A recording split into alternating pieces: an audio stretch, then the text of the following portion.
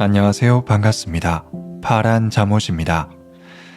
오늘 읽으며 잠들 책은 마리나 벤자민 저자의 나의 친애하는 불면증입니다. 아마 제 채널을 구독하는 많은 분들이 잠들기 위해 찾아오시기 때문에 책의 많은 부분에서 공감하며 자연스럽게 주무실 수 있는 그런 도서일 거라고 생각합니다. 오늘도 애청해 주시고 댓글 남겨주시는 분들에게는 감사한 마음을 담아서 추첨을 통해 도서를 증정해 드리고자 하니 간단한 댓글 부탁드리겠습니다. 그럼 이 도서에 대한 간단한 평가와 함께 오디오북 시작하겠습니다. 오늘도 책 읽으며 잠드는 편안한 밤 보내시길 바랍니다. 그 언제보다 취약해지는 시간, 그 누구보다 나약해지는 시간, 불면의 시간이다. 잠들 수 없어 뜬 눈으로 지새우는 가혹한 밤이 되면 온갖 단상이 머릿속을 나고 든다. 잠들고자 하는 나와 잠들 수 없는 나는 동일인이 아닐지도 모른다는 생각. 내가 정의한 삶에 대한 사랑이란 깨어있는 나에 대한 사랑에 불과했을지도 모른다는 생각. 분열되고 합쳐지기를 반복하는 지독한 밤의 마음을 마리아 벤자민은 샅샅이 훑는다. 거기에는 유난히 크게 들리는 모기 소리도 있고 낮에는 들리지 않는 심장 소리가 있고 나의 수면일랑 아랑곳하지 않는 동거인이 있고 이 모두를 괴로워하는 섬 같은 저자가 혹은 내가 있다. 하지만 거기에는 잠들 수 없는 상념이 의식으로 나오기를 기다리고 있는 희망이 꿈틀대고 있기도 하다.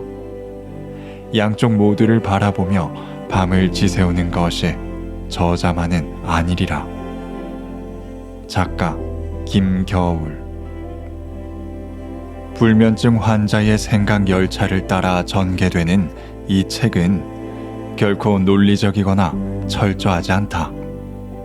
하지만 그런 점이 전혀 눈에 띄지 않을 만큼 마리나 벤자민의 문장은 압도적인 세련미를 발산한다. 애쓰지 않고도 잠드는 강아지처럼 자연스럽고 유려하게 흐르는 문장들은 홀로인 시간에 당신의 곁을 지키며 불면증을 견딜 힘을 줄 것이다. LA 타임즈 제1장. 종종 머리맡에서 추 흔들리는 소리가 들린다. 모골이 송연해지는 바람이 목덜미를 스쳐 지나가 털이 바짝 서고 피부가 차갑게 식을 때도 있다. 때로는 깃털처럼 가벼운 바람이 발등을 쓸고 지나간다. 갑자기 몸 한 구석이 움찔거리거나 눈이 껌뻑거리거나 몸이 벌떡 솟는 듯한 느낌이 들면 그것이 찾아온 것이다. 아마 당신도 무엇인지 알고 있으리라.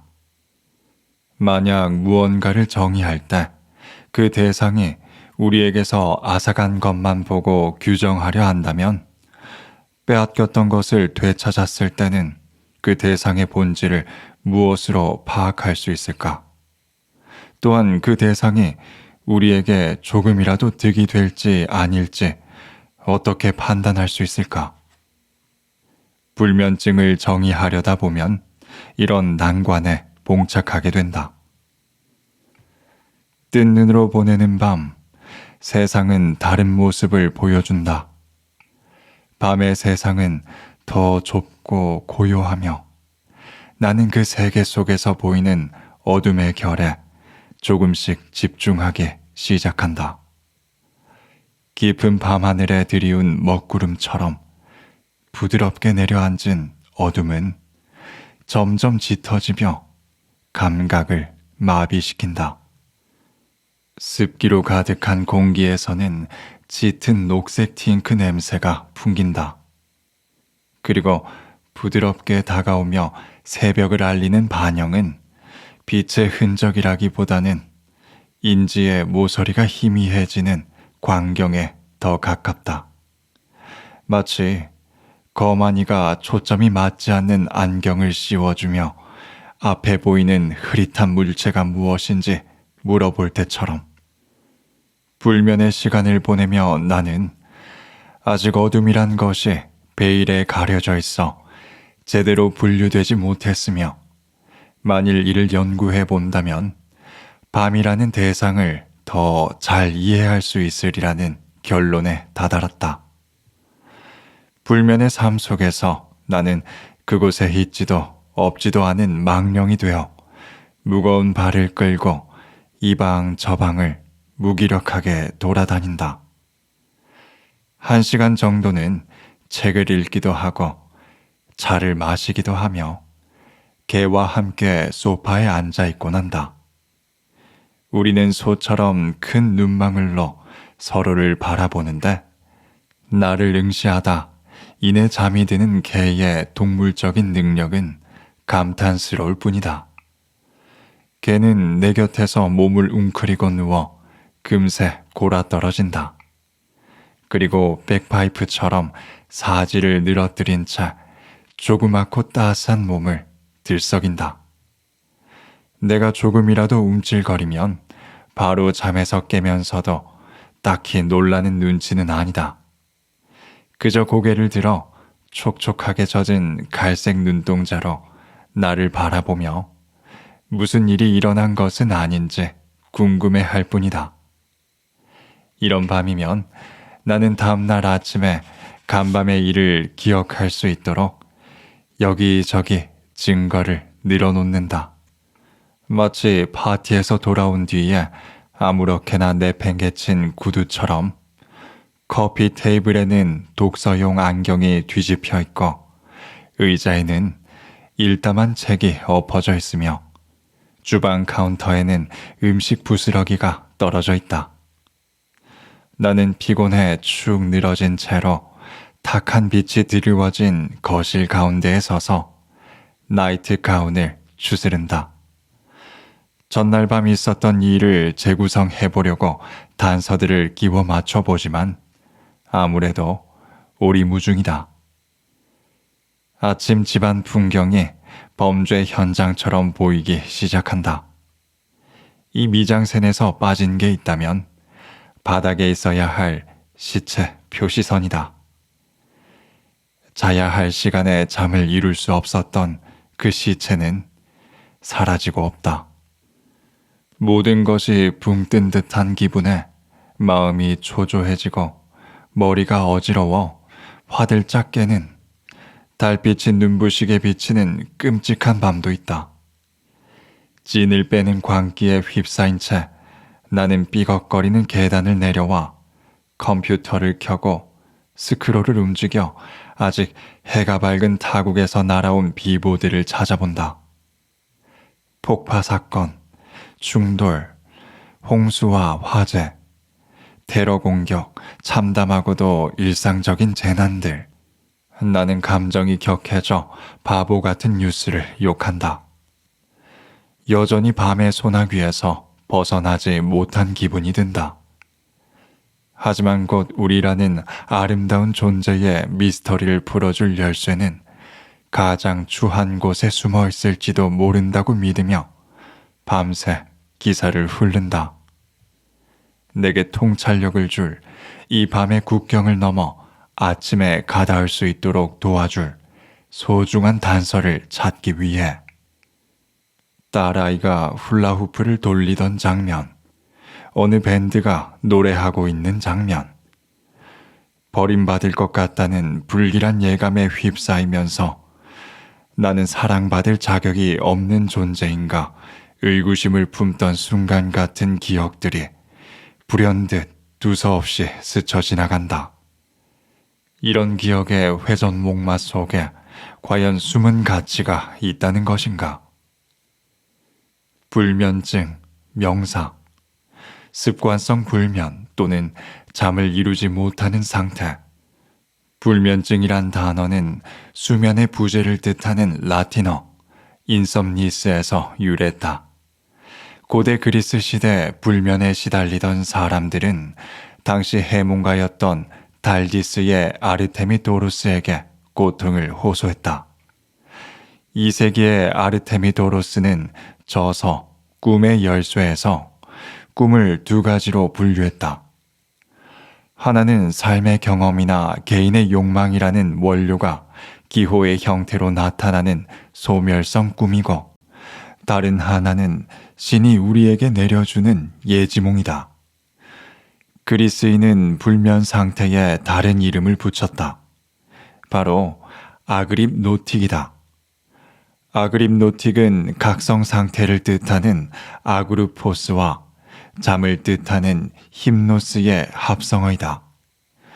아그루포스는 쫓다라는 의미의 아그레인에서 기원했고, 힘노스는 그리스 신화에 등장하는 수면의 신의 이름이기도 하다.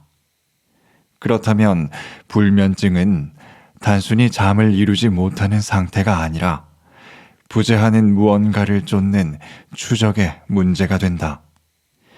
불면증은 사라진 잠을 적극적으로 추구하는 행위를 수반한다. 다시 말해서 불면증은 갈망의 상태이다. 나는 무엇을 갈망하는가? 낮에는 떠오르지 않는 질문이라 한밤중에야 자문해 본다.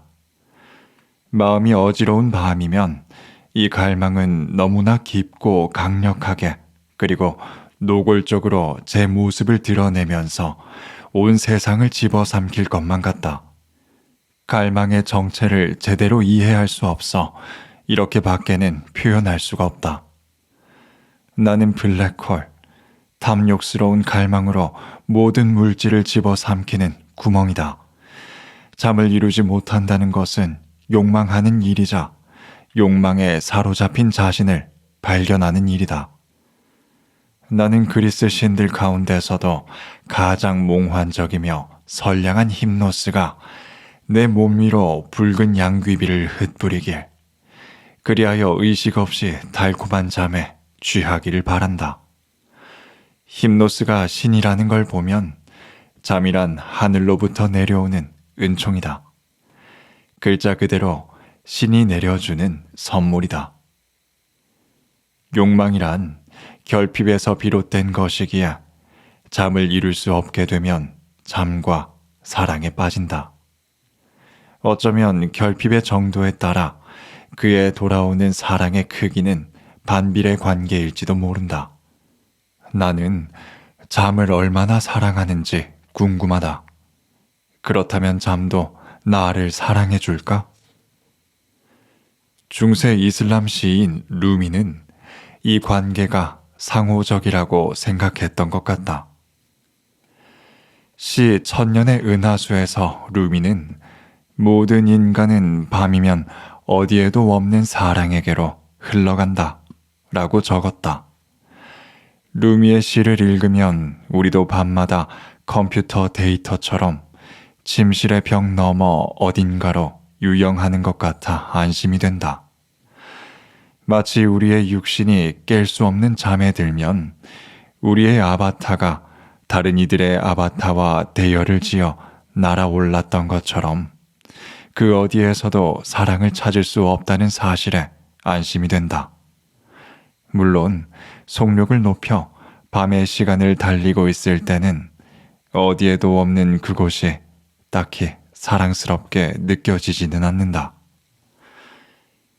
요즘 나에게 황금 시간대는 새벽 4시 15분이다. 아침도 밤도 아닌 경계의 시간. 새벽 4시 15분이 되면 새들이 지저귀고 여우가 울부짖는다. 때로는 공항에 착륙하는 비행기들이 육중한 몸체를 덜컹거리며 머리 위로 날아가는 소리도 들을 수 있다. 이 시간대의 어둠은 이전만큼 순결무구하지 않다.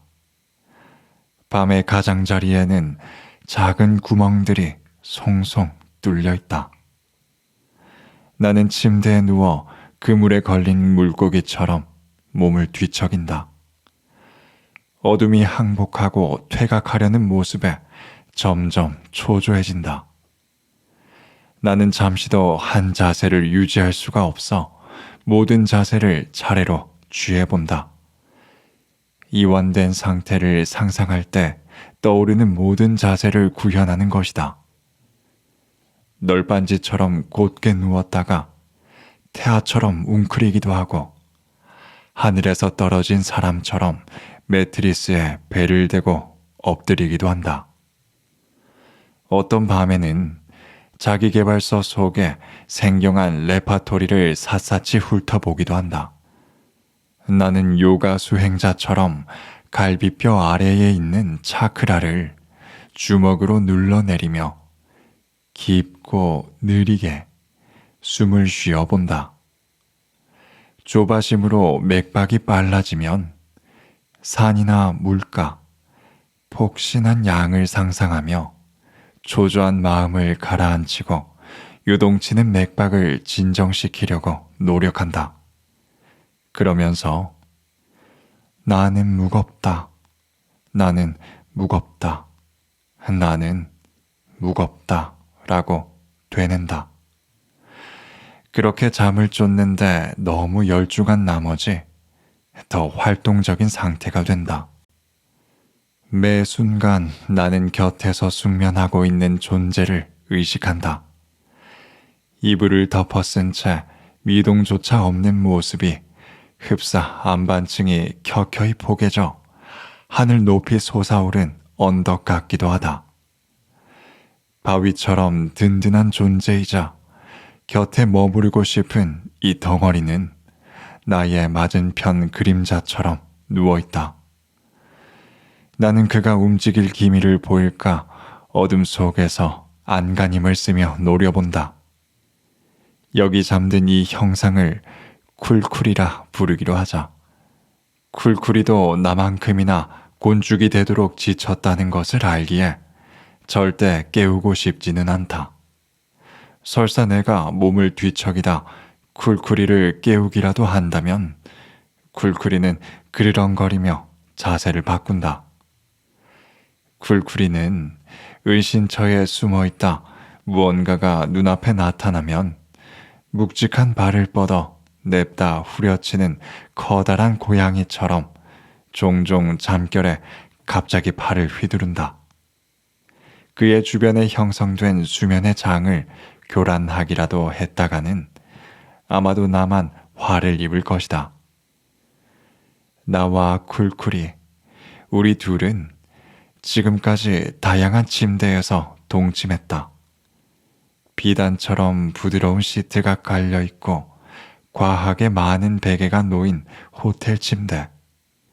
매트리스가 하도 낡은 탓에 나중엔 둘 다 푹 꺼진 한가운데로 굴러들었던 침대. 팝콘을 준비해 놓고 눈을 가린 손틈새로 무서운 영화를 보던 싸구려 스프링이 고장난 침대까지. 동침의 역사를 쌓는 동안 우리는 특이한 침대도 써봤고 편리한 침대도 써봤다. 한 번은 먼 길을 왔다며 우리를 따뜻하게 맞이해준 친척 집에서 접으면 소파가 되는 접이식 침대를 내주었다. 접이식 소파 침대가 없는 친척 집에 가면 트윈 베드를 마련해 주었다.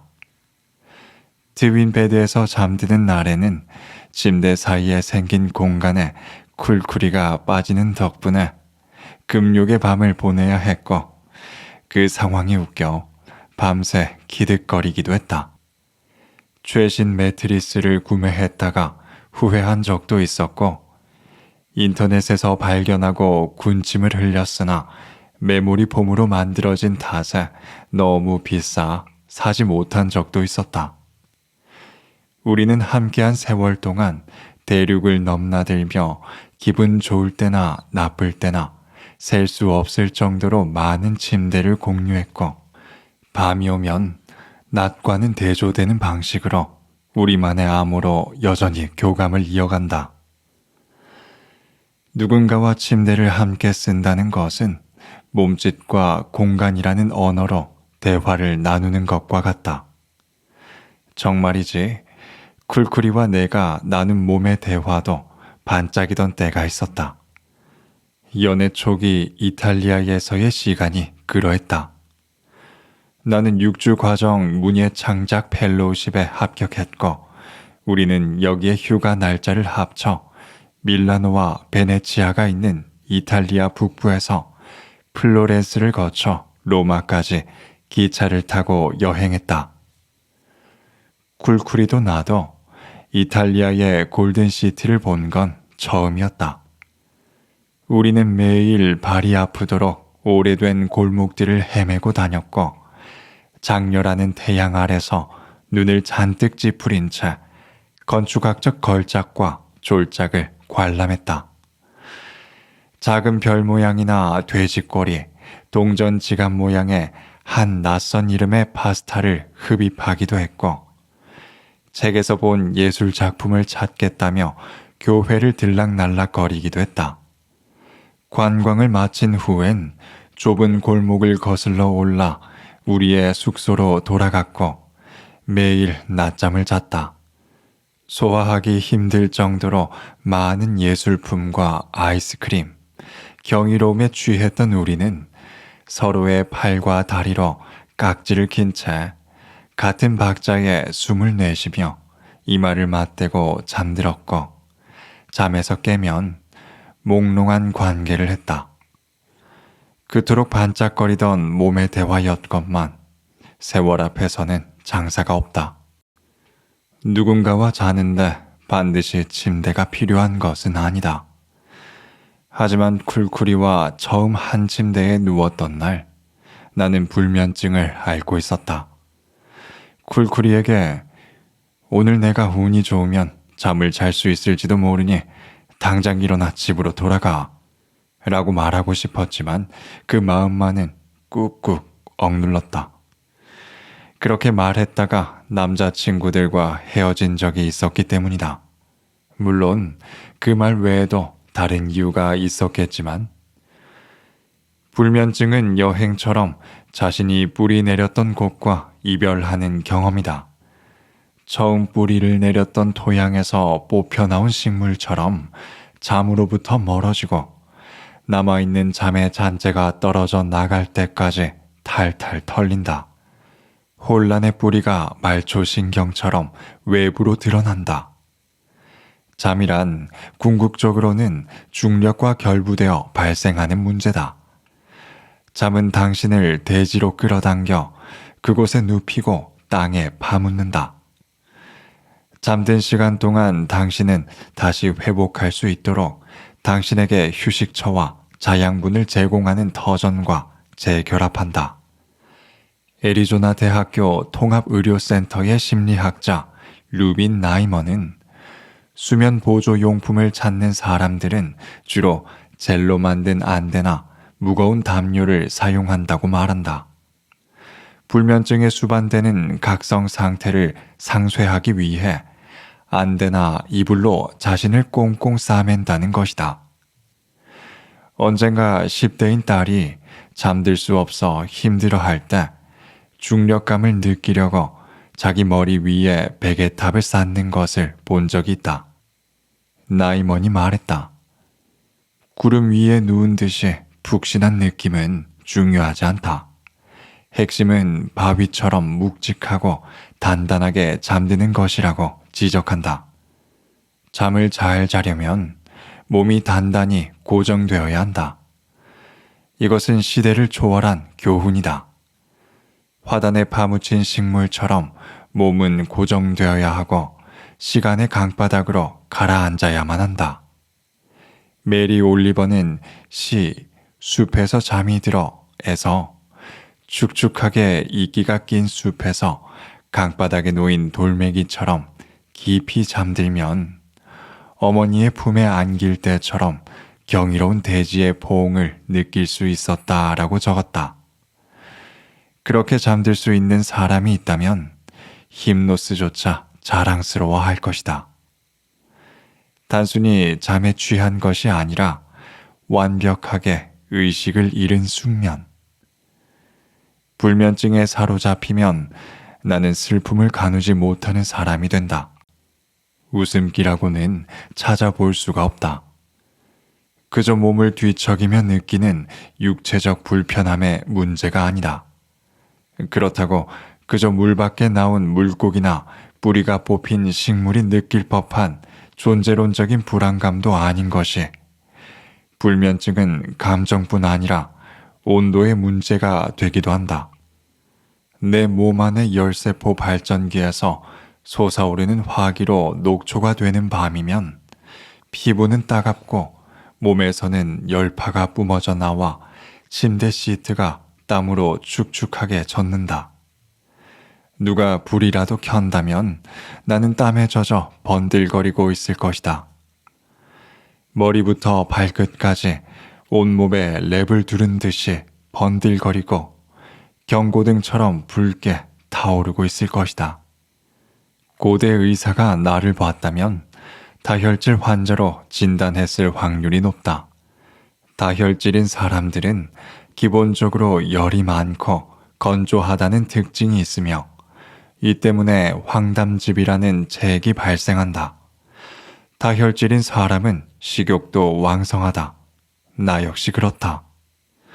이들은 극심한 허기에 시달릴 때가 많다. 그렇다. 마르고 단단한 체형이며 핏줄과 근육이 도드라진다. 그렇다. 신진대사가 빠르고 이화작용이 활발해서 다량의 열을 배출한다. 소변마저 타는 듯이 뜨거울 때가 있다. 쉽게 화를 내며 성미가 급하고 신경질적이지만 용감하고 대담하다. 그렇다. 앞에 나서길 좋아하며 새롭고 짜릿한 경험을 찾아다니는 선구자이자 개인주의자이다. 그렇다. 대변이 황담즙처럼 누리끼리한 색을 띠며 냄새도 지독한 편이고 특히 잠을 잘 이루지 못한다. 그렇다. 이들은 소화불량과 스트레스로 고통받거나 악몽에 시달리는 밤이면 쉬이 잠들지 못한다. 몸에서 나는 열도 열이지만 불면증에 걸렸을 때 정말 불이 붙는 것은 주로 나의 뇌다. 불타오르는 뇌가 어떤 모습인지 아는가? 그 모습은 마치 아스팔트를 찢는 듯이 달리는 카레이서와 같다. 무리와 함께 손살같이 헤엄쳐 나가며 쉴 새 없이 방향을 바꾸는 반짝이는 물고기 떼와 같다. 배출구로 끈적이는 주스를 질질 흘리며 제멋대로 방안을 휘젓고 다니는 진공청소기 같다. 내가 겪는 불면증은 이런 느낌일 때가 많은데 다만 강도가 최대다. 손가락으로 어디 한 곳만 집중적으로 긁는 것처럼 단 한 가지 생각이 나를 집요하게 쑤셔대는 것이 아니다. 마치 내 머릿속을 있는 모든 전등이 일제히 켜지면서 엔진이 가동되고 메시지가 날아들며 수상돌기가 꽃을 피우고 시냅스가 뇌 전체로 전기 신호를 쏘는 것만 같다. 그리고 뇌는 심해에서 자유롭게 유영하는 야광 해파리처럼 각성한 상태로 빛을 발하며 살아 움직인다. 마르셀 프루스트의 잃어버린 시간을 찾아서에서 마르셀은 의식이 온전한 상태에서 다른 사람의 백일몽 속으로 떨어진 것처럼 느껴져 혼란스러웠던 불면의 날들을 곱씹는다. 혼란에 빠진 그는 현재 본인의 인생을 담은 책을 읽고 있는 것이며 스스로에 대해 품고 있는 생각들 역시 책에서 획득한 간접 경험이라고 상상한다. 하지만 곧 그는 자신이 책 속이 아니라 이불 속에 있으며 상상과 회상을 구분할 수 없다는 것을 깨닫는다. 그런 상태에서 그는 아무리 갈망해도 경험할 수 없는 이상적인 불면증에 대해 상상한다. 한밤중 다시 평온하게 잠들기 전까지 그를 에워싼 순수한 어둠을 제대로 감상할 수 있을 정도만 깨어있는 상태. 나는 감각이 단절된 상태에서 과민한 뇌가 생각의 꼬리에 꼬리를 이으려 애쓰는 걸 어찌해야 할지 몰라 괴롭다. 사람의 뇌가 컴퓨터와 다르다는 것은 알지만 뜬 눈으로 지새우는 밤, 뇌 속에서 펼쳐지는 일들은 꼭 전자기기가 작동하는 모습 같아 뇌를 컴퓨터에 비유하지 않을 수가 없다. 예컨대 이미 뇌 속 전원 스위치가 켜져 다시 잠들기 어려운 밤이면 명령체계의 최하단에 위치하며 신체의 모든 기관들과 연결되어 있는 엔진룸에서 장시간 분주하게 시스템 스캔 작업을 실행하는 것이 느껴진다. 다행히도 각성 상태인 덕분에 뇌 속 시스템이 작동하는 방식을 들여다볼 기회가 생겼다. 뇌라는 생체 알고리즘은 침착하면서도 체계적으로 나의 두뇌 활동 파일이 모여있는 창고를 뒤적여 미처 결합되지 못한 생각의 파편을 찾아낸 다음 그것들을 이어붙이려고 안간힘을 쓴다. 결합 과정이 끝나면 이번엔 생성된 파일들을 스캔하며 쓸데없이 반복 재생되거나 중복되는 것들이 없는지 확인한다. 중복 파일이나 디스크 조각은 삭제 대상, 쓰레기로 분류된다. 절반만 생성된 메모리나 비논리적인 추론값, 쓸모없는 관념, 그리고 나선으로 꼬인 채 어떤 성과도 내지 못한 개념까지 모두 무용하다고 판결된다. 이처럼 머릿속에서 분류와 제거 작업이 이루어지고 있음을 알고 있는데도 왜 나는 아침에 일어나 머리가 개운하다고 느낀 적이 단 한 번도 없다는 것일까? 어느 밤에는 잠에서 깨어 내가 여행지에서 주문한 책을 배송해주지 않는 지구 반대편에 있는 택배 회사에 보낼 편지를 머릿속에 적어보기도 했다. 택배사는 외국인 여행객인 내게 현지인인 택배 기사가 송장에 적힌 수신지를 찾지 못했다는 내용의 이메일을 보내왔다. 이에 나는 수면 부족에 시달리는 편집광에 조용한 분노를 담은 편지를 구상한다. 현지인도 아니며 방문객에 불과한 데다 길치인 나도 잘만 찾는 숙소를 어째서 그곳 현지인인 택배 기사가 찾지 못해 애를 먹었다는 것인지 따져 묻는다. 다른 택배사는 귀사와 달리 내가 머물고 있는 곳까지 무사히 책을 배달해 주었다는 사실도 전한다.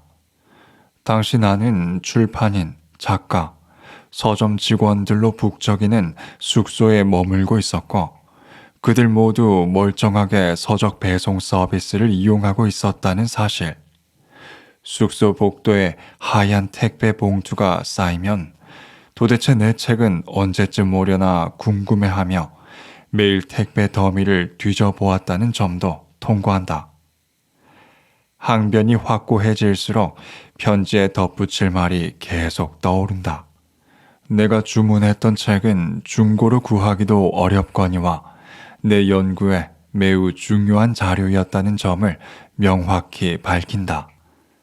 나는 당신네 회사를 믿었다고. 하지만 여행을 마치고 집으로 돌아오고 며칠이 지나서야 택배사 측에서 최후의 수단으로 보낸 긴급 통지서가 도착했다.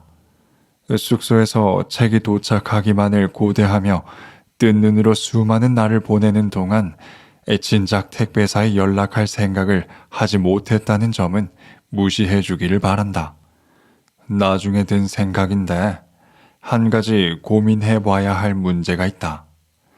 내가 책을 받지 못한 이유보다 더 중대한 문제다.